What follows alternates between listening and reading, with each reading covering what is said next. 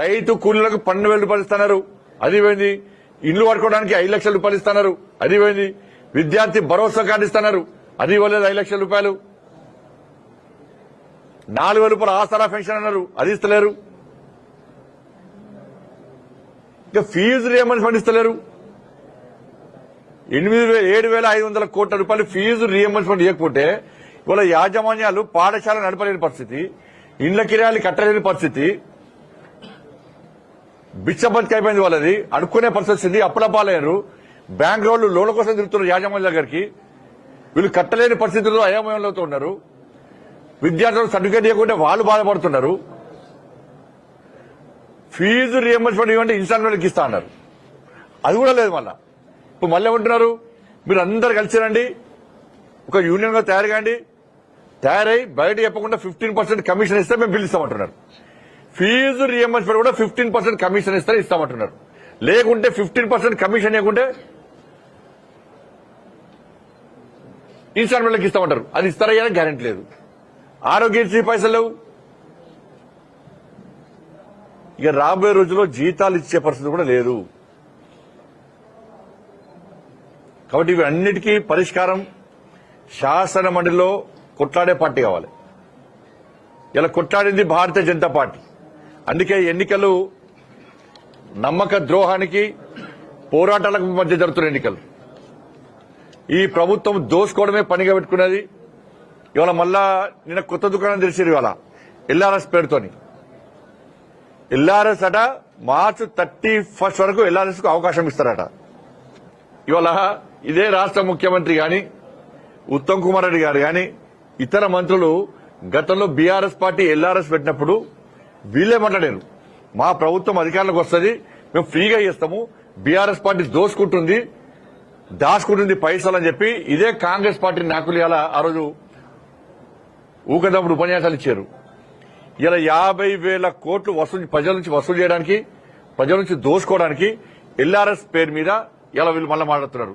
ఆ రోజు ఇదే ముఖ్యమంత్రి గారు అన్నారు, కేసీఆర్ ఎల్ఆర్ఎస్ అన్నారు, బీఆర్ఎస్ అన్నాడు, ఇప్పుడు ఎంఆర్ఎస్ అంటున్నాడు అన్నాడు. ఎంఆర్ఎస్ అంటే ఏంటంటే మ్యారేజ్ రెగ్యులేషన్ స్కీమ్ అట. ఇప్పుడు మేమంటున్నాం అంటే మన రేవంత్ రెడ్డి గారు ఎల్ఆర్ఎస్ పోయింది, బీఆర్ఎస్ పోయింది, ఎంఆర్ఎస్ కాదు, ఇలా బీఆర్ఎస్ పట్టుకొస్తుండే రేవంత్ పట్టుకొస్తాడు. బీఆర్ఎస్ అంటే బర్త్ రెగ్యులేషన్ స్కీమ్ పట్టుకొస్తాడు. ఇవాళ మనిషి చచ్చిపోతే డిఆర్ఎస్ కూడా డెత్ రెగ్యులేషన్ కూడా పట్టుకొస్తాడు. చచ్చిపోతే కూడా పైసలు వసూలు చేసే పరిస్థితి వచ్చింది. ఇవాళ 1,000 కోట్లు దోచుకుంటున్నారు. ఆ వీడియో చూపడతా, మీకు వీడియో ఉన్నది.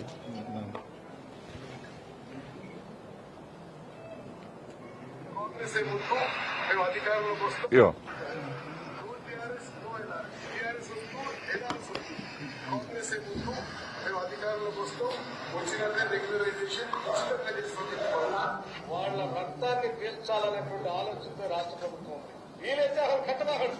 ఇప్పటికిప్పుడుగా మీరు తీసుకొచ్చిన అప్పులన్నింటినీ కట్టడానికి ఆ అప్పుల భారం ఈ రోజు ప్రజల మీద వేస్తా ఉన్నారు. ఈ రకంగా ఇక ఎల్ఆర్ఎస్ పేరుతోటి కొత్త మళ్ళా అంటే దోచుకోవడానికి, దాచుకోవడానికి, ప్రజల దగ్గర చిల్లికి అవ్వలేకుండా చేయడానికి ఇదొక నాటకం. టీఆర్ఎస్ అయిపోయింది, ఎల్ఆర్ఎస్ అయిపోయింది, ఎంఆర్ఎస్ తెస్తాడట. పెద్ద మంచి లేదు, పెద్ద మంచి ఎల్ఆర్ఎస్ అంటే అదే ఎంఆర్ఎస్ కూడా తెచ్చినట్టున్నాడు. అదేంటంటే marriage regularisation scheme sir, marriage regulation scheme అంట. మరి ఈయన బీఆర్ఎస్ వాడికి వస్తాడు ఈయన. కాబట్టి ఇట్లా అన్ని రకాలుగా ప్రజల నుంచి దోచుకోవడానికి ఇలా కాంగ్రెస్ పార్టీ ప్రభుత్వం చేస్తున్నది. ఏమంటే కేంద్రం తిట్టడము. నేను క్లియర్గా చెప్పినాం, కేంద్ర బడ్జెట్ మీద నేను సవాల్ చేసినాం, చర్చించడానికి మేము సిద్దము.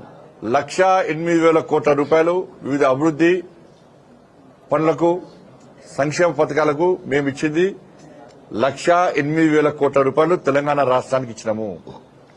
నేను మళ్ళా కాంగ్రెస్ పార్టీ చెప్తున్నా, మీరు ఏ గ్రామానికి ఎంత ఇచ్చారు, ఏ మండలానికి ఎంత ఇచ్చారు, ఏ జిల్లాకి ఎంత ఇచ్చారు, కేంద్ర ప్రభుత్వం ఏమిచ్చింది, మీరేమిచ్చారు, దాని మీద చర్చించడానికి మేము సిద్దము.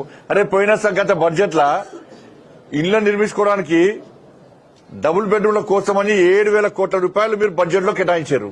ఒక్క పైసా ఖర్చు పెట్టలే, మీరు ఒక్కరికి ఇల్లు ఇయ్యలే. ఇలా మీరు సవాలు ఇస్తే సవాలు సిద్ధం లేరు. మీరు మళ్ళీ కేంద్రాన్ని తిడతారు. వాళ్ళ కాబట్టి ఎన్నికలు నమ్మక ద్రోహానికి పోరాటాలకు జరుగుతున్న ఎన్నికలు, వంచనకు ధర్మ రక్షణకు జరుగుతున్న ఎన్నికలు. కాబట్టి మేధావి వర్గం అంతా కూడా ఆలోచించండి. ఉద్యోగ ఉపాధ్యాయులు ఆలోచించాలి.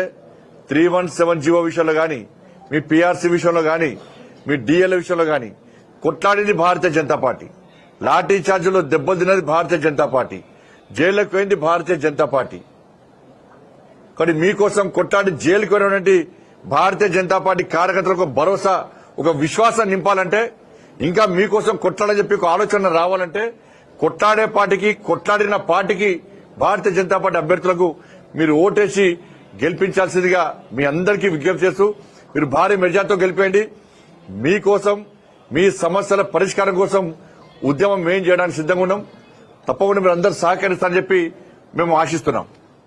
మరిన్ని వీడియోస్ కోసం ఛానల్ ని సబ్స్క్రైబ్ చేయండి. లేటెస్ట్ అప్డేట్స్ కోసం వాట్సాప్ ఛానల్ ని ఫాలో అవ్వండి. అండ్ లింక్ డిస్క్రిప్షన్ లో ఉంది.